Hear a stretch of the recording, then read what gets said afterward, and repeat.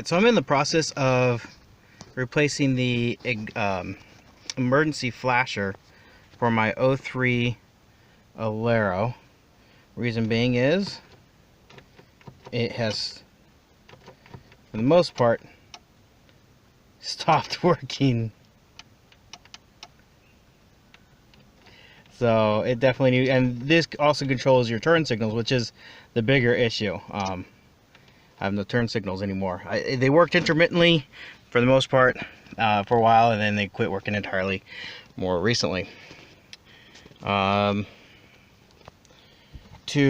get to it, you remove the bezel around the gauge cluster. It's two 7mm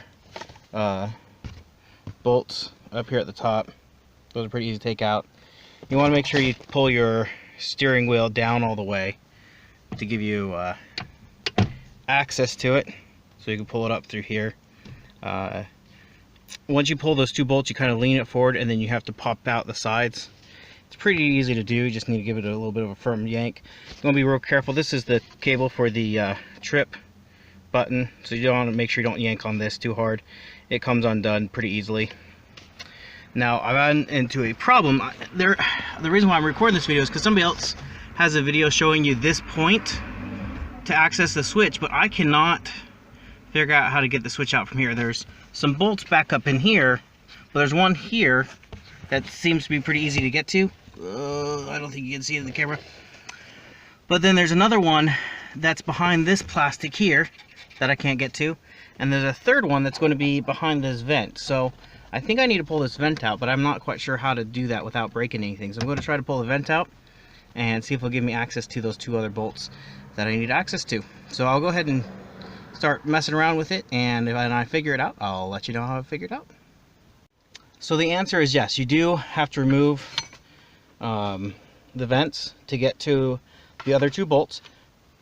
How it comes out is you pull down on it. There's a couple of springed clips here at the bottom. You pull down really hard and then kind of release it from the top. And then for me, it pulled out kind of sideways and then just came out after a little bit of wiggling. So it wasn't as hard as I thought it was going to be. Now the bolts behind, I don't know what size those are yet. There's three of them. They're either 6 or 7mm. I'm guessing they're about 7mm because they feel about the same size, maybe a little bit smaller. So I'll try 6 and 7mm to see which size it is, and I will pull those out and show you what we're looking at. Alright, there she blows. They are 7mm. The bolts holding it in the back, and they were a pain to get out. One thing I will say, you can fix a car with a fairly basic set of hand tools, but when you get to repairing cars often, having some specialized tools like this smaller 1/4-inch driver really speed up the process. So you don't necessarily buy specialized tools I mean, sometimes you need them for a specific project, but sometimes you buy them just to make the project go a lot faster. But I'm going to go ahead and swap these out and do the reverse and install it back in. Alright, story of my life. Nothing is as easy as it's supposed to be.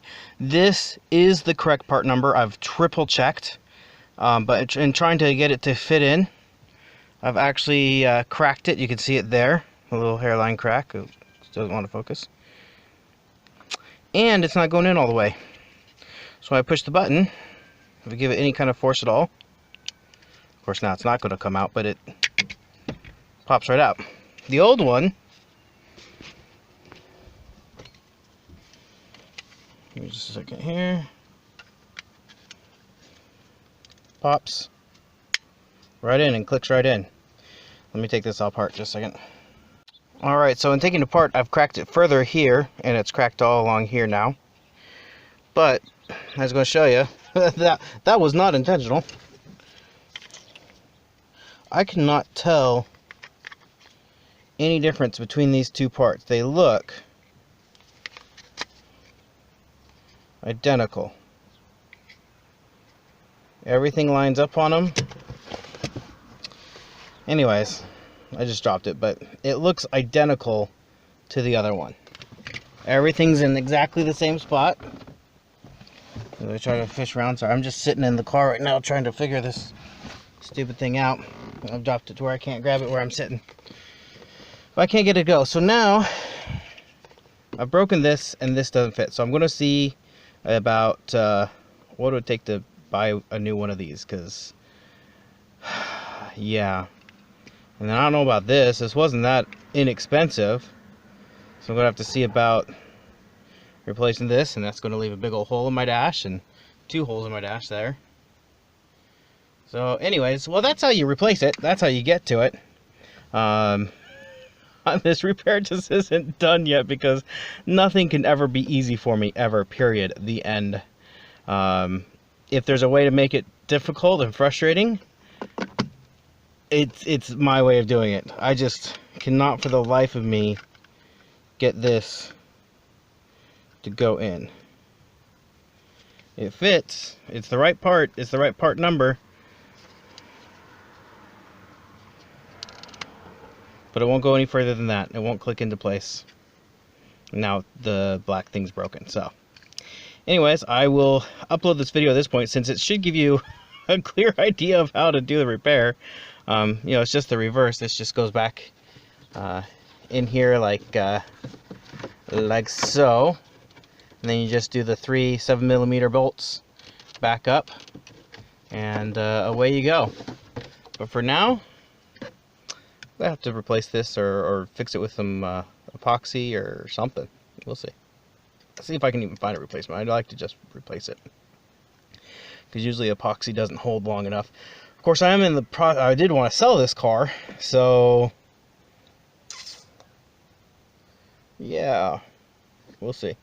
Anyways, thanks for watching and have a great day. Bye.